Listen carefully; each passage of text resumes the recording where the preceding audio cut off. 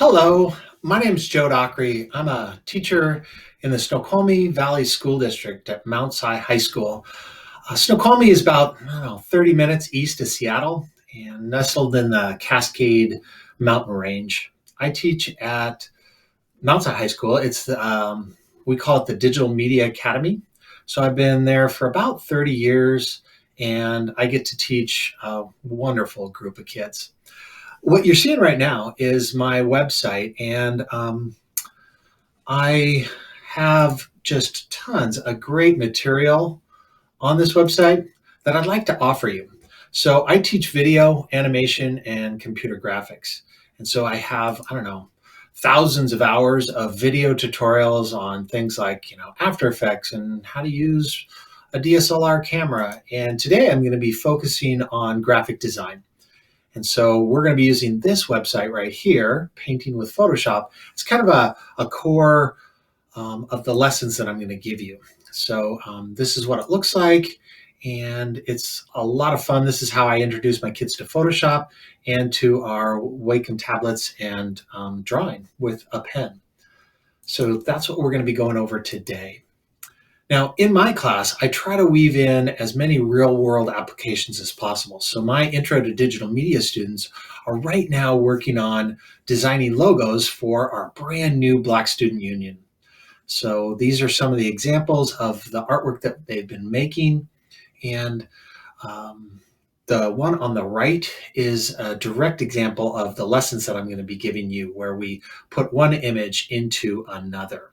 So it's a lot of fun. We also work with a lot of community organizations and, of course, making artwork for our school district. As we've been reimagining and redesigning all of our lessons for remote strategies, these are some of the tips that I've learned, maybe the hard way.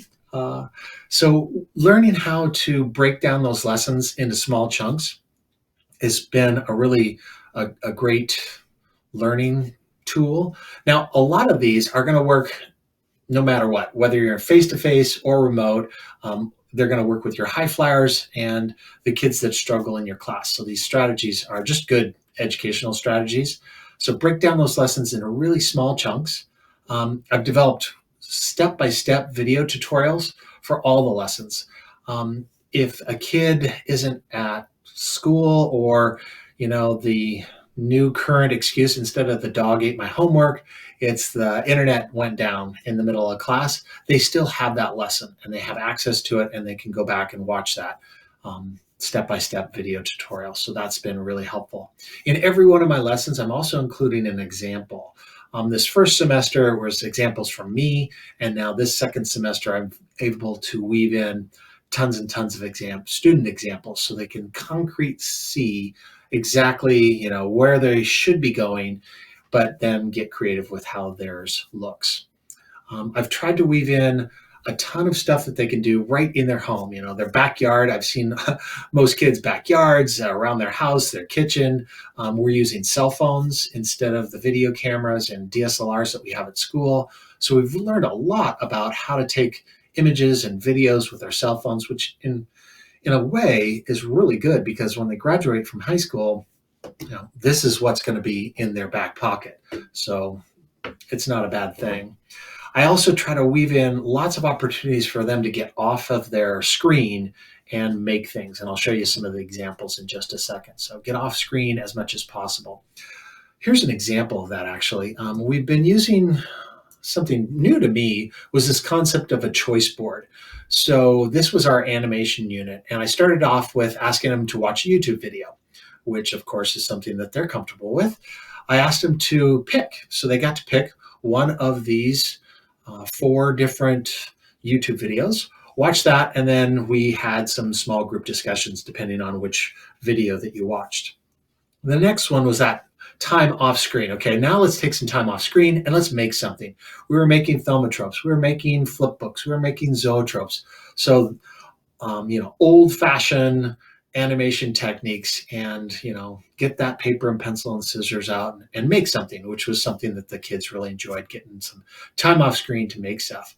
And then let's get animating. And they got a choice of stop motion, animated sprites, hand-drawn 2D animation or 3D Blender animation. So they really enjoyed the idea of this choice board. So that was something that is actually brand new to me. I hadn't used a choice board before. I try to weave in choice, but not that deliberate.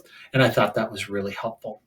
And then as we started checking out the tablets to my kids, we realized that they were going to need help getting those drivers and getting that installed and up and running. And so the kids have been able to download the application for our drivers through what we call the company portal. It's like the Microsoft Store, but just for our school district. And so working through that process has been super helpful. I also redesigned completely from the ground up my graphic design unit. And just let me take a minute. Here it is. So in the past, my graphic design unit was all based around Photoshop, Illustrator, InDesign, the Adobe design tools. And my kids' school laptops can't handle the Adobe products.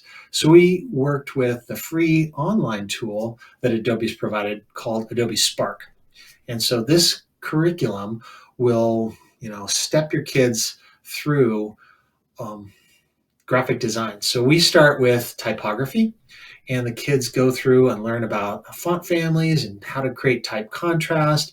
And the culminating project within the typography unit is logo design. So you just saw some examples of my kids finishing up their logo design. Next week, we're going to be diving into color, learning about color combinations and color theory. So this is going to be a lot of fun. We end that one with making YouTube thumbnails, something that my kids really enjoy making and then using for their YouTube channels. And then the end of the design unit is learning about layout, how to align text and use proximity and balance to create good layout. And the culminating project for that is making a magazine cover. And the kids just love making magazine covers, especially when they can pick a topic and a subject that they love. Maybe, some of them chose their car or mountain biking. This girl loved books. And so that was her project for that. So today I want to talk to you about a free alternative to Photoshop, since, like I said, we can't use Photoshop and Illustrator and those tools on our laptops. I found this free online browser-based version that emulates Photoshop. So it's not the full awesome Photoshop, but it'll give the kids a good understanding so that they don't miss any time. And next year they can be up and running with Photoshop, and they'll know all the keyboard shortcuts and understand the layout and all the different tools. And I'll show you some of those in just a minute. It's browser based, so you can use it on your iPad, you can use it on your Chromebook, you can use it on your laptop or a desktop. So you can use it on multiple devices, and it's really a cool and powerful tool. Okay, one of the things that I was really impressed with Photopea was the fact that it not only emulates Photoshop, but it also has the ability to control the pressure sensitivity of your pen, and you can apply that to the opacity and the stylus size, and I'll show you that right now. So let me get out of my presentation and let's have some fun. So here's Photopea. We're going to start with a brand new document. And when you do this, you have some templates over here. We have some different sizes, like, maybe I want to make something for social. I'm going to do that YouTube size. So I'll do 1920 by 1080, and I'll just hit create here. So I've got a new blank document. Now you do have to put up with some advertising on this. After you use the application for a couple minutes, you'll just tune that out and forget about it. So no worries there. All right. So in my unit, when we're learning, we're just starting, I actually have them set up the template, and then they do some warm-up activities. So here's the warm-up activities that I have, and it's super simple. They just start with the paintbrush. I'm going to change my paint to the default black and white colors, and they just start scribbling. So scribbling is the very first thing that we do. So scribbling, circles, straight lines, just warm up your wrist, basically. So you're getting the flow. This also helps them with that blank page anxiety. So as they're playing around with this, then I introduce them to these two buttons. So the first button adjusts the size of the paintbrush. Now, if I come up here and go real lightly, you can see I can get real thin lines. And down here, I'm going to press real hard and I can get thicker lines. So you can see that it is controlling my pressure sensitivity on size. Now, as we're scrubbling away, I want to just refresh this page. I teach them another keyboard shortcut. If you hold down Control and then the backspace key on your keyboard, it'll just fill the background color. If you use Alt and backspace, it fills the foreground color. So it's really easy to just start back with a fresh blank page. Next, let's try, I'm going to turn pressure sensitivity for size off and turn on the stylus pressure for opacity. So now when I go real light, you can see the opacity is light, and when I press real hard, I get full opacity. So this is a great way to just kind of get them warmed up and get them learning about those keyboard shortcuts. So I'm going to wipe that out again, Control backspace. The next activity, I just have them do kind of tic-tac-toe. So they make a row of O's, and a lot of them will start real slow. And then I'll ask them to, speed that up, slow it down. How does it work if you're going real slow? How does it work if you're going real fast? So again, we're warming up our wrist, and we're just getting comfortable with the pen. You don't have to turn this one in. This is just a little fun activity. Now, the next activity, and again, there's video tutorials in my website that'll walk you step by step through how to do this. The next activity is something that they will keep and they will have a ton of fun with. So it's basically scratch art.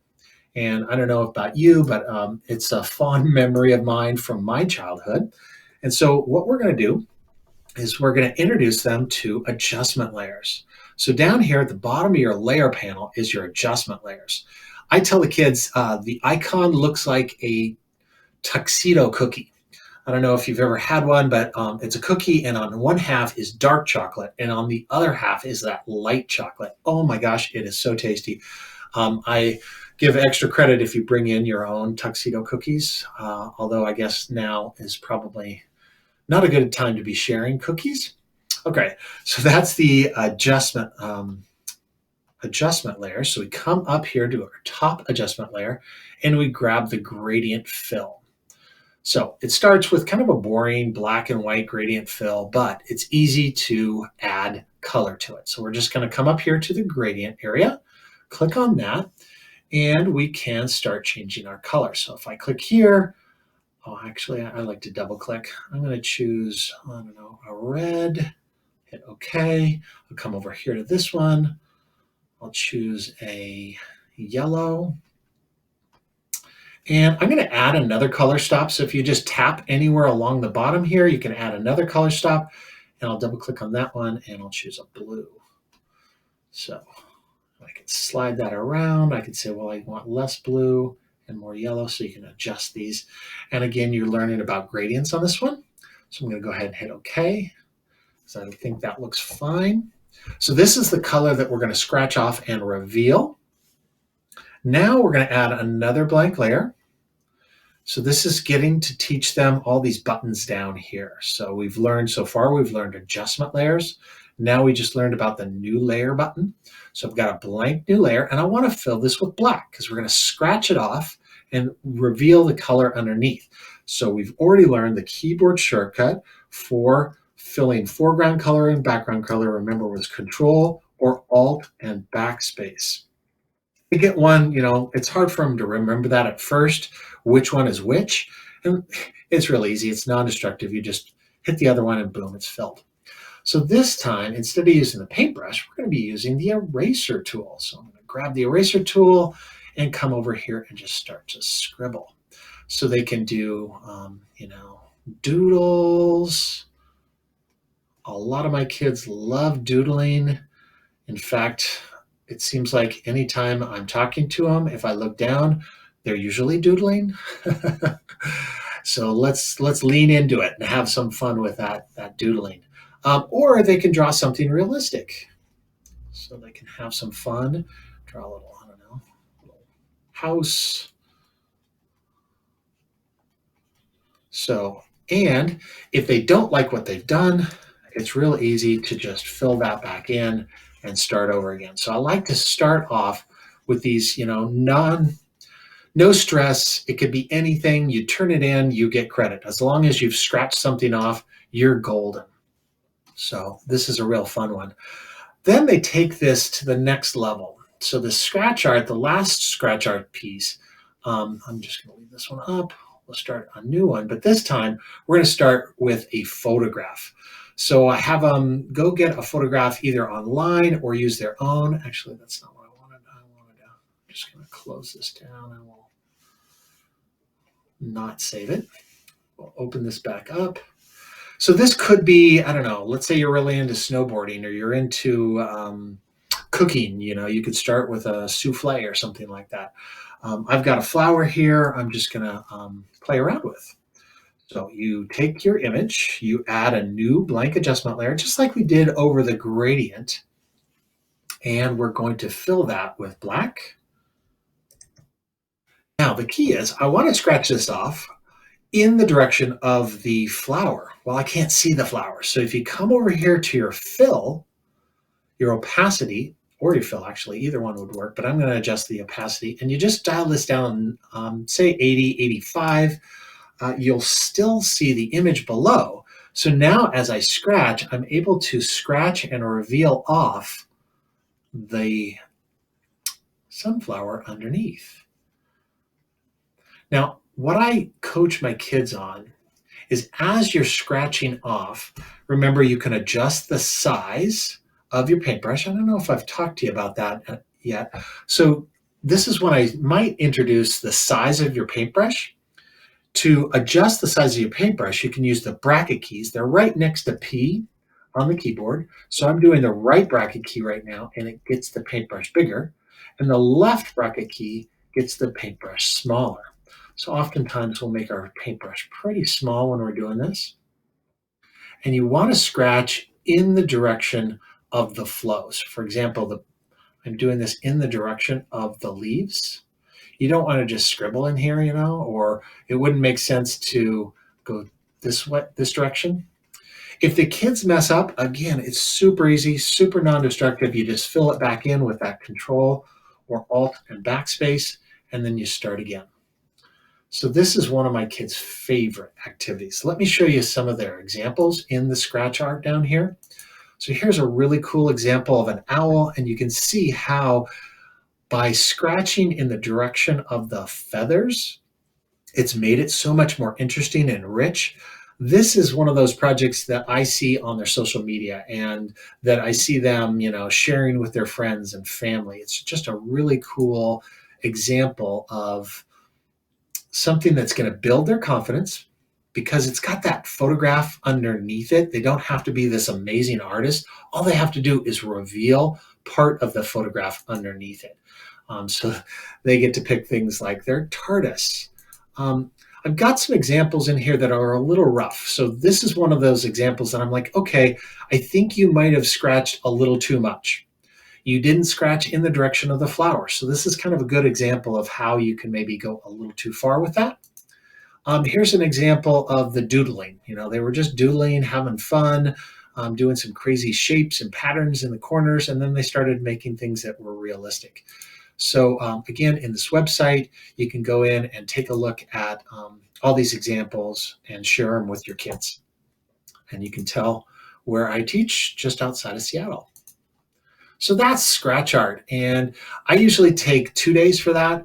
About half of the period on the first one, they just do the doodle, and then they spend the rest of the hour and a half working on their image that they like to do. Okay, the next one is actually something that my advanced kids are working on this week, and this is working with adjustment layers. And so let's get started with that. I'm going to just close this one down. I won't save it. By the way, if you do choose to save here in Photopea, it will save a PSD or a Photoshop file. You can save it to your desktop, and then you can open that back up and continue to edit it. Even though it's browser-based, you can continue to work with that. So let me open up this lily, and I provide this lily on our on this website. If you come up here and go over to practice files, I've got a bunch of different practice files that the kids can download and use. Okay, so I'm going to hit Control-0 to make that go, whoops, that was Control-O. I always make that mistake. Control-0, make that go full screen. All right, so in this next lesson, we take a really colorful photograph. So if you're going to have your kids just download their own image, or you're going to provide an image, in this lesson, you want to start with something that's very colorful, because we're going to make it black and white and then reveal the color underneath using a layer mask. So this whole set of lessons is about painting on images. And in this case, we're going to be using a layer mask and revealing the color underneath. So again, we're going to come over here and go to our adjustment layer. So we're building on the lesson from earlier. We're going to click on the adjustment layer, or the tuxedo cookie, right? And we're going to come up here to black and white. So we want, this time, instead of a gradient fill, we're going to choose a black and white adjustment layer. And boom, our image is black and white. Cool. Well, you can adjust the properties. So that's why the properties automatically pops up. And in this case, I know that my lily was pink. So I'm going to come down here to a magenta. I'm just going to play around with the amount, the contrast within that range of colors. So I think that might look a little bit more dramatic. See, the middle part of the lily might look a little bit more dramatic if I drop the magenta, the contrast in the magenta area. Okay, so I'm going to hide my properties, come back over here to my black and white adjustment layer, and you can see that the black and white adjustment layer thumbnail is highlighted. So we want to actually highlight the mask, because we're going to be working with masks. Masks are amazing. They're awesome. One of my favorite things in Photoshop and in here in Photopea. So make sure that this is selected. We're going to come back to our paintbrush. So we've been bouncing between the eraser and the paintbrush. We're going to come to the paintbrush. We're going to make sure that our colors are black and white. Now, if you have different colors down here, super easy to bring them back to the default. You can either click on this little button down here next to the foreground and background color. That's the default colors. You can swap back and forth, or I like to teach my kids the keyboard shortcuts. So to bring back to the default color, it's D. And then to swap black to white and white to black, foreground to background, it's just X. So I've got my black color in the foreground color. I've got my paintbrush. I'm going to come over here. And this time, instead of using the bracket keys to adjust my size of my brush, since I have this fantastic Wacom tablet, I'm going to use the jog wheel. If you have it set up so that your brush size can be changed, you could just use the jog wheel and really dynamically change the size of your paintbrush. So, oopsie, let me recenter that. There we go. All right.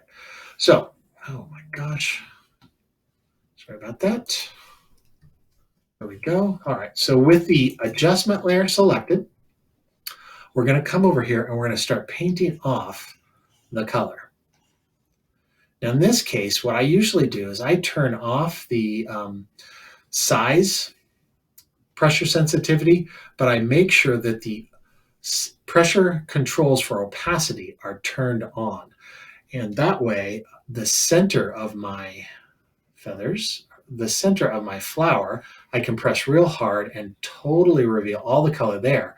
But on the edges of the flower, I like to just reveal a little bit of that color. So this is a lot of fun. And again, this is a confidence booster because the kids have a photograph underneath it. They're not having to create art from scratch, right? They have something to do underneath it. And even the kids that struggle with a lot of digital art are going to be confident. They're going to make something that makes them happy, and they're going to want to share it with their family and their friends. And it just ends up being something that's really, really cool. Okay, I also talked to them about, what is an adjustment layer and what is a mask. So let's take a look at this mask over here. So you can see from this thumbnail that I've got some black on white. Well, what if I want to see the whole thing up close? If you hold Alt down and click on the mask, it will reveal the mask here in your main canvas area. So that allows you to see what you've been painting. You can even continue to paint right here on the mask itself. Now, when you want to go back, it's just another Alt or Option on a Mac and click on the mask again, and it just goes right back to the painting that you've been working on. So again, this is a lot of fun for the kids. The next activity, once we do this one and they're comfortable with this one, we paint color back onto a black and white image. Since I've got an image here already, I think I'm just going to throw this layer away. We'll make it black and white again. There we go. Now, I encourage kids to actually go out and find black and white images for this lesson. In fact, I think I might close this one down for this example. Let's go back to our sunflower. So we're going to add a new layer for this one, and we're going to create some color on this. So this is colorizing a black and white photograph. And let me show you some examples here on this one. I have some really cool examples from my kids. These were some self-portraits, or they took some flowers and colorized the flowers. So this is a really fun activity. Again, they can pick the subject matter that they want, so we're giving kids choice, right? So we've added a new blank layer. We're going to come over here and pick a color. In this case, the sunflower is really a warm color, so I think I might do the opposite. I'm going to start with a nice blue, and we're going to start painting. Now, if I just start painting away, you can see that, well, I can't see the sunflower underneath. That's not really what I wanted to do. What I wanted to do is blend these together. So this is a chance for you to teach your kids about blend modes. So I'm going to come over here to the blend modes, and we've got lots of different options for blend modes, but we're going to want to use color. So we're colorizing a black and white photograph, right? And so there we go. Now when I switched it to color, we see the image below. Oh, you know what? I forgot to make it black and white. So let's go to our adjustment layers, add that black and white adjustment layer underneath the colored layer. And now we will just paint some of these leaves or these feathers. I'm not on the right layer. So here we go, that layer. And I'm just going to paint like maybe every other or every third or every fourth, kind of this blue color. This might be a chance to talk to kids about another color. Let's choose another color in the cool range. So let's make it all cool. So I'm going to add a new layer. This time we're going to make it green. There we go. I'll go green, and I'll paint some of these on green. Now, if you accidentally forget to change it into a blend mode layer or change the blend mode, it's super easy. You can just come up here and change it to color. So this is a really fun activity that the kids enjoy doing. I'm going to add a third color. This time I'm going to make a new layer though. And then I will expect my kids to have renamed their layers. So as I'm going around the room, I don't know how you do that in remote learning. I guess with breakout rooms, you'd ask them to show their screen. Ease in that one, and we'll call this one purple. There we go. So I'll change this to a nice cool purple. Change the blend mode to color. So I tell you, when my kids actually bring in photographs of their families, they're repainting their grandmother and grandfather's old black and white wedding photos.